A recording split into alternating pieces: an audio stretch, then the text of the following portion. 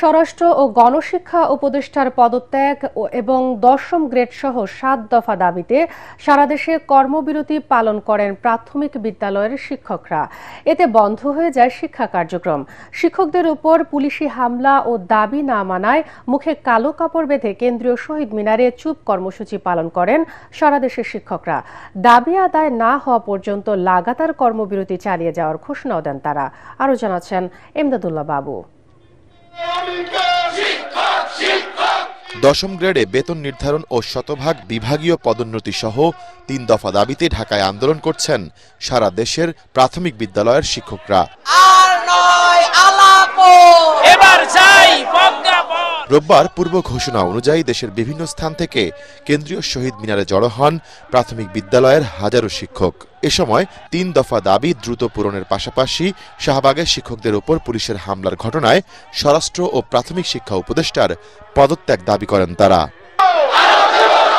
শনিবার শিক্ষক এবং পুলিশ সংঘর্ষের ঘটনায় গ্রেফতার ১০ম গ্রেড বাস্তবায়ন পরিষদের প্রধান সমন্বয়ক মাহবুবুর রহমান, সমন্বয়ক খায়রুন নাহার লিপি ও শামসুদ্দিন মাসুদ সহ ৫ জনকে ছেড়ে দেওয়া হয়েছে।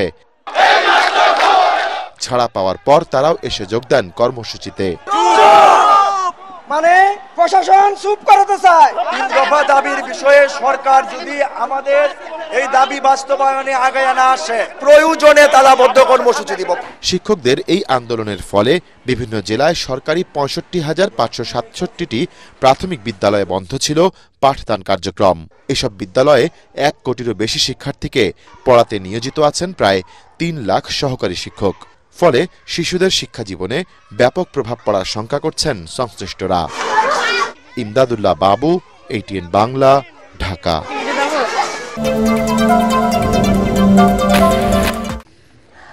জাতীয় নির্বাচনের আগে গণভোটের কোনো সুযোগ নেই বলে আবারও জানিয়েছেন বিএনপি মহাসচিব মির্জা ফখরুল ইসলাম আলমগীর। ঠাকুরগাঁয়ে স্থানীয় ভোটারদের সাথে মতবিনিময় সভায় তিনি বলেন, দেশের গণতন্ত্র পুনরুদ্ধারে আসন্ন জাতীয় সংসদ নির্বাচন অত্যন্ত জরুরি। এদিকে রাজধানীতে এক অনুষ্ঠানে দলের স্থায়ী কমিটির সদস্য আমির খসরু মাহমুদ চৌধুরী বলেন, যারা নির্বাচনী পরিবেশকে ঘোলাটে করতে চাইছে তারা গণতন্ত্রের পক্ষের গোষ্ঠী নয়। কামরুজ্জামান রাজীবের রিপোর্ট। নির্বাচনের মনোনয়ন ঘোষণার পর ঠাকুরগাঁওয়ে নিজ নির্বাচনী এলাকায় প্রচারণায় নেমেছেন বিএনপি মহাসচিব মির্জা ফখরুল ইসলাম আলমগীর।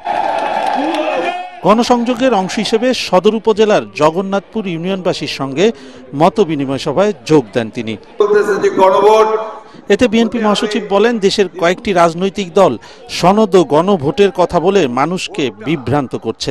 জাতীয় নির্বাচনের আগে গণভোটের কোনো সুযোগ নেই উল্লেখ করে মির্জা ফখরুল বলেন, সংস্কার প্রশ্নে বিএনপি রাজি, তবে যেসব বিষয়ে ঐকমত্য হয়নি তা সংসদে আলোচনার মাধ্যমে পাশ হবে। আসন্ন নির্বাচন জাতির জন্য অত্যন্ত গুরুত্বপূর্ণ মন্তব্য করে মানুষকে সঠিক সিদ্ধান্ত নেয়ার আহ্বান জানান বিএনপি মহাসচিব। একটা দল বলতেছে যে গণভোট হতে হবে নির্বাচনের আগে, তাই না? এই গণভোট সনদ এইসবকে আমরা বুঝি না। এগুলো বুঝে শিক্ষিত সমস্ত উপরতলা থেকে আমেরিকা থেকে কিছু লোক আসছে, আইসে এখানে এখন এগুলো আমাদের ঘাড়ের মধ্যে চাপাচ্ছে। ভোটটা আমাদের জন্য খুব একটা ইম্পর্টেন্ট, জরুরি একটা ভোট। কেন?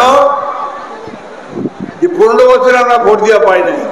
এদিকে ঢাকা রিপোর্টার্স ইউনিটি মিলনায়তনে বইয়ের মোড়ক উন্মোচন অনুষ্ঠানে অংশ নিয়ে আমির খসরু মাহমুদ চৌধুরী বলেন, দাবি আদায়ের নামে রাস্তায় নেমে চাপ সৃষ্টি করা মানে ঐকমত্য নয়। দেশের মানুষ নির্বাচনের মাধ্যমে মুক্তি চায়, এর বাইরে যাওয়ার কোনো সুযোগ নেই। আগামী নির্বাচনের আগে যতটুকু ঐকমত্যে আমরা পৌঁছেছি তার বাইরে যাওয়ার কোনো সুযোগ নেই।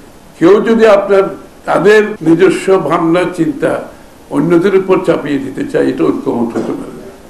আমাদের ৩১ দফায় সবকিছু কিন্তু ঐক্যমতে আসে নাই, আমরা কিন্তু মেনে নিয়েছি। এটা হচ্ছে গণতান্ত্রিক স্পিরিটের কথা। আমির খসরু বলেন, গণভোটে রাজি হয়ে বিএনপি উদারতা দেখিয়েছে, তবে জোর করে কোনো কিছু চাপিয়ে দেওয়ার চেষ্টা বিএনপি হতে দেবে না। কামরুজ্জামান রাজীব, ATN বাংলা, ঢাকা। ক্ষমতাচ্যুত প্রধানমন্ত্রী শেখ হাসিনা সহ ৩ জনের বিরুদ্ধে জুলাইয়ে মানবতা বিরোধী অপরাধের মামলার রায়ের দিন ঘোষণাকে কেন্দ্র করে বাড়তি কোনো চাপ বা উদ্বেগ নেই বলে জানিয়েছে আন্তর্জাতিক অপরাধ ট্রাইব্যুনালের প্রসিকিউশন। প্রসিকিউটর গাজী এম.এইচ. তামিম আরও জানান, আওয়ামী লীগ সরকারের ১.৫ দশকের শাসনামলে 2টি গুম এবং রামপুরায় জুলাই হত্যাযজ্ঞের মামলার আসামি সেনা সদস্যদের বিচার আন্তর্জাতিক অপরাধ ট্রাইব্যুনাল আইনেই হবে। আরও জানাচ্ছেন হুমায়ুন চিস্তি। আন্তর্জাতিক অপরাধ ট্রাইব্যুনাল 1-এ জুলাই গণ আন্দোলনে ঢাকার চানখারপুলে 6 জনকে হত্যার মামলায় সাক্ষ্য গ্রহণের 14তম দিনে রোববার বিশেষ তদন্তকারী কর্মকর্তা তানভীর হাসান জোহা সহ 2 জন সাক্ষ্য দেন। পরে গণমাধ্যমের প্রশ্নের জবাবে প্রসিকিউশন জানায়, সাবেক প্রধানমন্ত্রী শেখ হাসিনার মামলার রায় ঘোষণা নিয়ে মোটেই কোনো চাপ নেই। সাবেক প্রধানমন্ত্রী শেখ হাসিনার মামলার রায়ের তারিখ নির্ধারণ হবে এ মাসের 13 তারিখ। তার জন্য প্রসিকিউশনের প্রস্তুতি কিছু নেই। প্রসিকিউশন কোনো অনিরাপত্তা বোধও করছে না। এই পরিস্থিতিতে কোনো বাড়তি চাপ অনুভব করছে না। প্রসিকিউশন শুধু তাদের মামলা প্রমাণের জন্য আইনের মধ্যে থেকে সর্বোচ্চ চেষ্টা চালিয়ে যাচ্ছে। গুমের 2টি ও রামপুরায় জুলাই হত্যাকাণ্ডের এক মামলায় কারাগারে থাকা সেনা সদস্যদের বিচার নিয়ে গত বুধবার ব্রিফিংয়ে সেনাবাহিনীর পক্ষ থেকে বলা হয়, সেনা ও আইসিটি অ্যাক্ট 2টি বিশেষ আইন, যে কোনো আইনেই বিচার সম্ভব। এ নিয়েও কথা বলেন prosecutor Gazi Tamim. International crimes tribunal হলো এমন একটি আইন যেটি কনস্টিটিউশনের প্রথম সংশোধনী দিয়ে এটিকে প্রোটেক্টেড করা হয়েছে এবং বলা হয়েছে যে এই আইন বাংলাদেশের প্রযোজ্য সকল আইনের উপরে প্রাধান্য পাবে। এর সংবিধানের সাথেও যদি এই আইন সংঘর্ষপূর্ণ হয় কোনো ক্ষেত্রে, তাহলে সংবিধান সেখানে সাইলেন্স হয়ে যাবে। এই আইনটি প্রাধান্য পাবে। সেনা আইন বা অন্য কোনো আইনে বিচারের সুযোগ নাই, যেটি এই আইনে বিচারযোগ্য। এদিকে পেশাগত অসদাচরণ ও স্বার্থের দ্বন্দ্ব এড়াতে সেনা কর্মকর্তাদের পক্ষে থাকা আইনজীবী সরওয়ার হোসেন নিজেকে প্রত্যাহার করে নিয়েছেন। আইনজীবী সরওয়ার সরে দাঁড়ানোর পর সংশ্লিষ্ট সেনা কর্মকর্তারা নতুন 5 আইনজীবীকে নিয়োগ দিয়েছেন। হুমায়ুন চিস্তি, এটিএন বাংলা, ঢাকা।